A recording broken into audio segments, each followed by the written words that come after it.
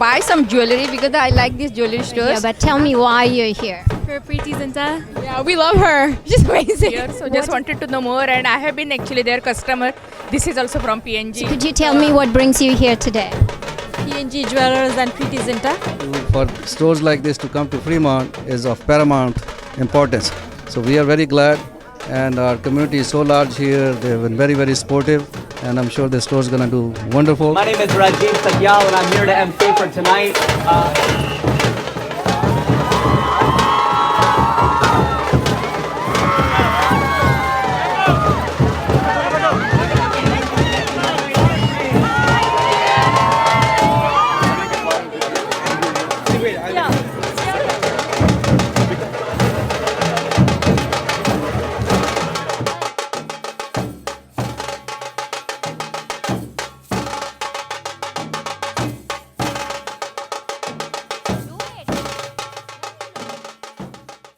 So now it is my utmost pleasure to talk to the man with a vision who turned around this entire industry of how jewelry is bought by women and the kind of designs that you've introduced and the power that I see in some of the designs that you've created.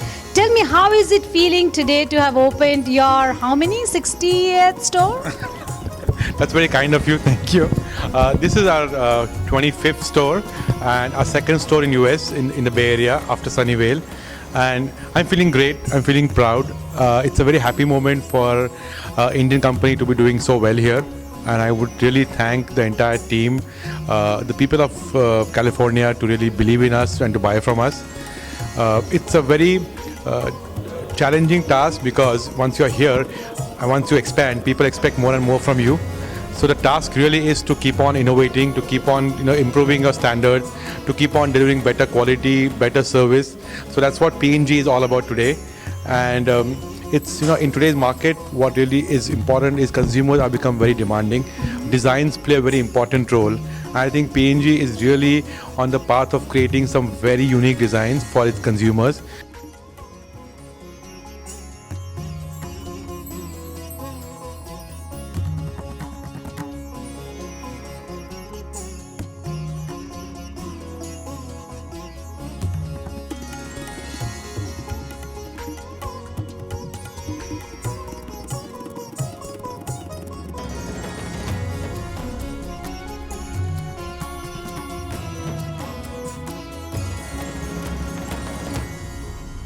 आता आपणही घ्या सोनेरी परंपरेच्या सौंदर्याची अनुभूती.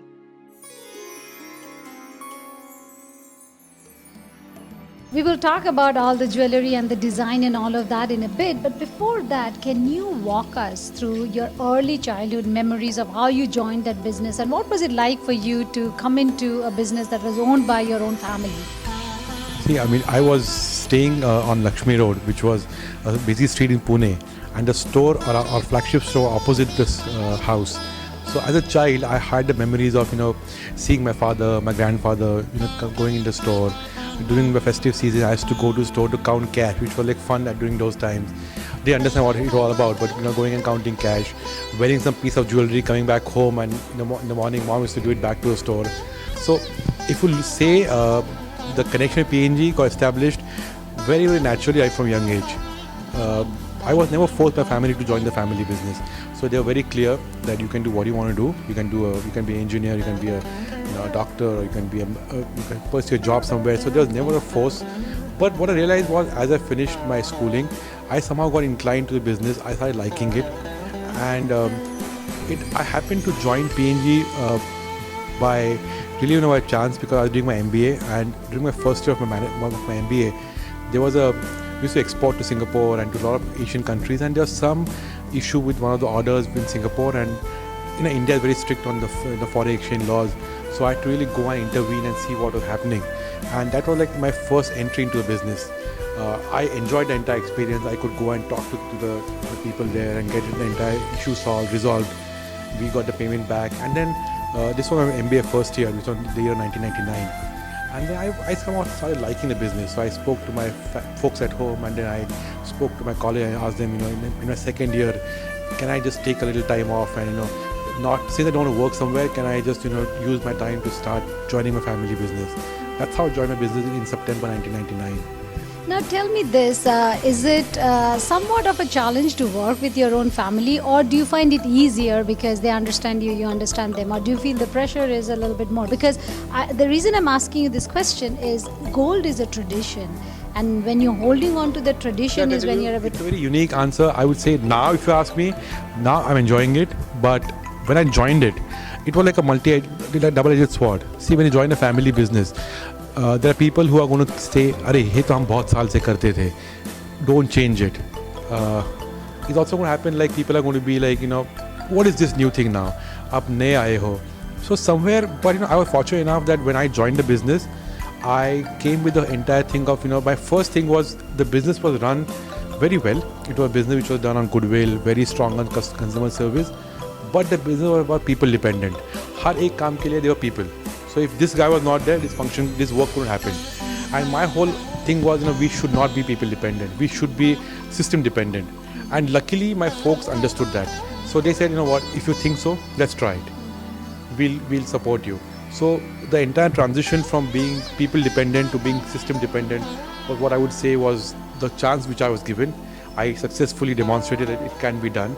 And post that, it was like a thing where I understood, okay, he has something in him. And then slowly they started believing in me and started giving things into me. So today I run the entire business, and today I feel proud about it.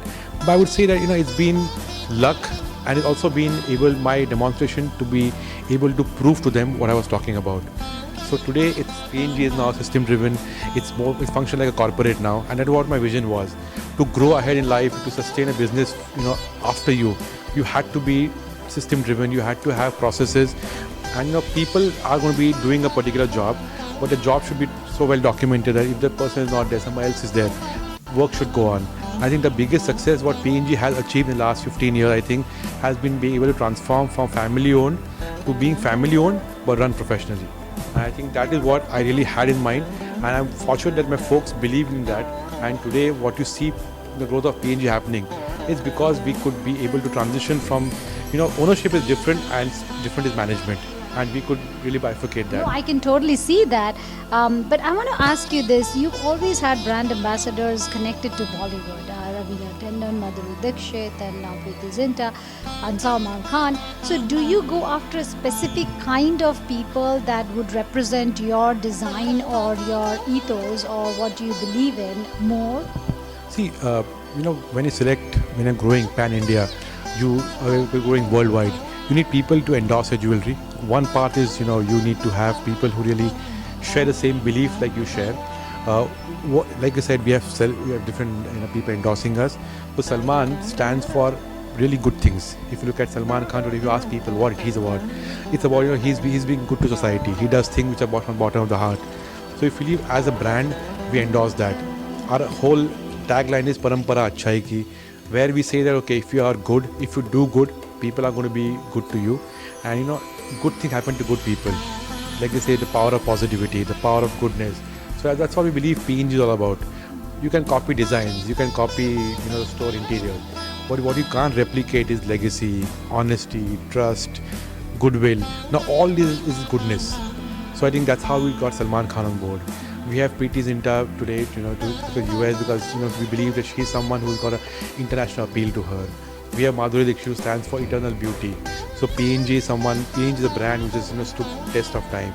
Eternally it has been consistent, and that's what we believe Madhuri Dixit is all about. Raveena is all about being still glamorous, being a strong woman.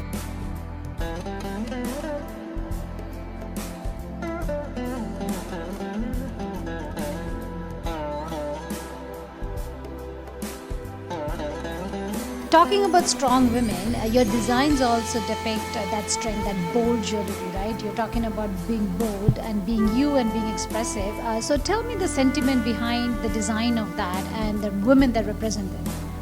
See, today jewelry is all about your statement about what you are. Jewelry is no longer just a piece of investment. Women buy jewelry because jewelry signifies what they are internally. So we believe like clothes and jewelry are a very important aspect of women. And we felt like, today world is changing. Women have become more independent. Women have become worldwide decision makers, drivers of change. So that's how jewelry should also complement their personality, should complement their achievement, to complement their status. And that's how the jewelry design today is all about women who can carry off a mix of jewelry. There's no boundaries now. So, this is Indian, this is Mexican, this is Pakistani, this is European. It's no longer true. I mean, a woman today can carry off any piece of jewelry because she's very confident. She's a global woman, and that's how our designs signify. If you look at our designs today, they are Indian, they're European, they're American, they're continental. So it's a mix of various things. What we really believe is today what people really want is the strength in the design, the strength in the quality of material. So be it the finish, be it the purity, and that's what we really want focus on. We have very strong QC where we ensure that everything passes through rigid quality controls. But the design should be someone by a woman staying in New York, a woman staying in say Dubai, or a woman staying in say a small city of Maharashtra. The design should be something which everyone would want to wear, which appeals to everyone, and something which will enhance their beauty, and not just external beauty but internal beauty.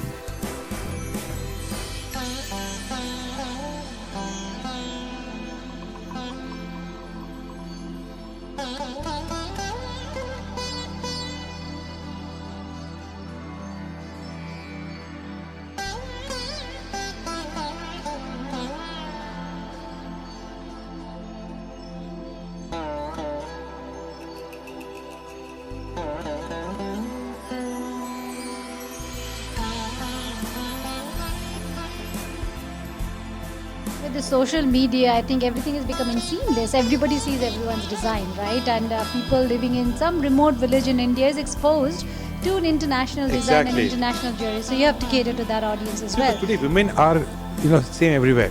It's no longer I'm in a big city or I'm in a small city. I'm in a European country, American country, or Indian country. It doesn't matter. Today, everyone has opinion. Women are strong, and I think we really have to have jewelry which appeals to that particular segment of women.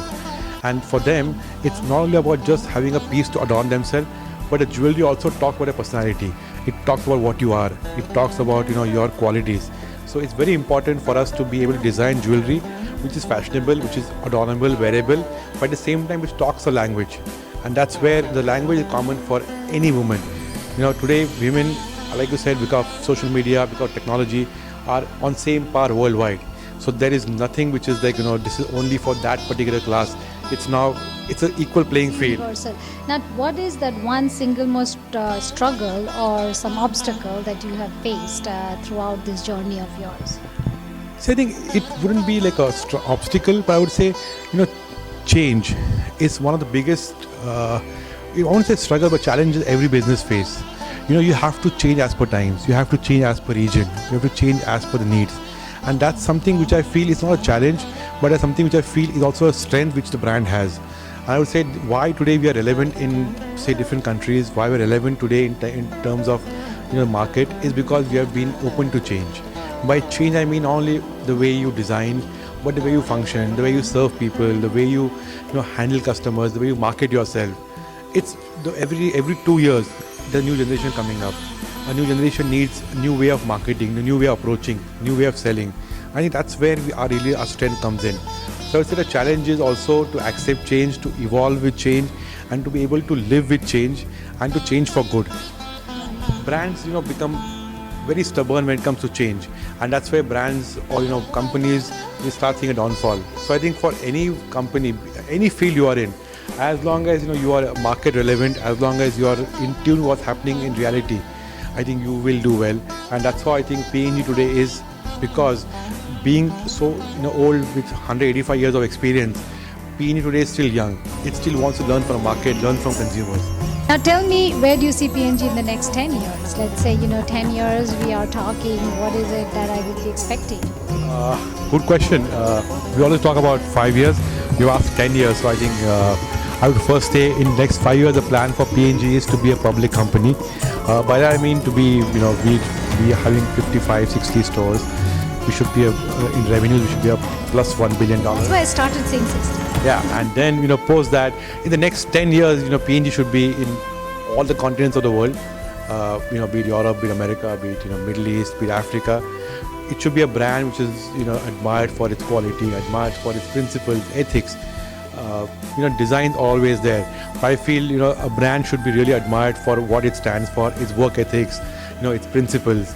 So I think PNG should be a brand which is respected, liked by people, and should be doing well, should be loved by people. And I think a brand where employees should be happy to work with. So like we say, a happy place to work, happy place to buy, and a happy place to be in. That's what PNG should be in the next 10 years. Great, good luck to you, and we will be talking 10 years down the line, opening the 68th store. Thank you so much for watching us today. Thank you.